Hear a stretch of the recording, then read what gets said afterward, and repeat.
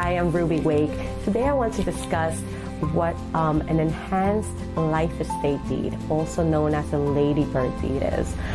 You will often hear people throw that sort of term around, ladybird deed. You should do a ladybird deed, but a lot of clients don't really understand what a ladybird deed really is. So before I go into what an enhanced life estate deed is, I want to explain what a traditional life estate deed would look like. So I believe only 5, maybe 7 states of the country recognize enhanced life estate deeds. The other states, and the bulk majority of them, do not have this concept. So we're lucky enough to be in a state that does recognize them, because it is an amazing strategy for many, many different purposes. First, before I go into what an enhanced ladybird deed, an enhanced life estate deed is, I want to explain what a traditional one is. So traditionally, I would say, I have a house. I want to avoid probate. I want this house to ultimately go to my children when I pass away, the easiest way possible.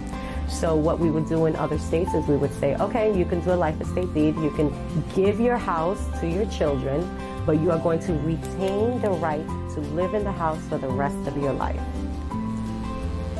Sounds good, and when you pass away, it goes to the kids. Sounds easy enough. What's wrong with that? The problem with that is that you just gave away your house. And what that means is that if you sell the house, if you mortgage a house, you need permission from the rightful owner, because you're only retaining a right to live in the house. You are not retaining ownership. And if you do sell the house, there are actuarial tables that calculate what your benefit is in that house, or what your sort of ownership rights are in that house based on your life expectancy.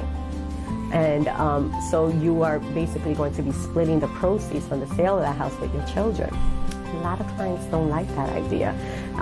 They don't like the idea of having to ask their children for permission, or having to give the proceeds, or portion of the proceeds, to their children. So the state of Florida came up with this idea, and I believe the state of Florida, if I'm not mistaken, was the first state to codify this ladybird deed, or enhanced life estate deed.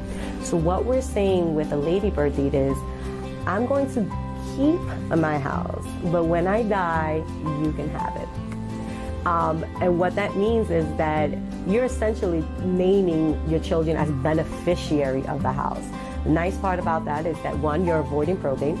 2, you are providing for a seamless transfer at your death to your children. But more importantly, if you decide to sell the house, mortgage the house, you don't need permission from your children, because it's your house. Now, I want to be very clear. I have seen ladybird deeds that have been drafted, either pulled from the internet or drafted by an inexperienced estate planning attorney, an elder law attorney, and they do not include the correct language that facilitates what the whole purpose of the ladybird deed is, and that's to give the person, the owner of the house, the rightful owner of the house, the flexibility of doing and undoing as they please during their life.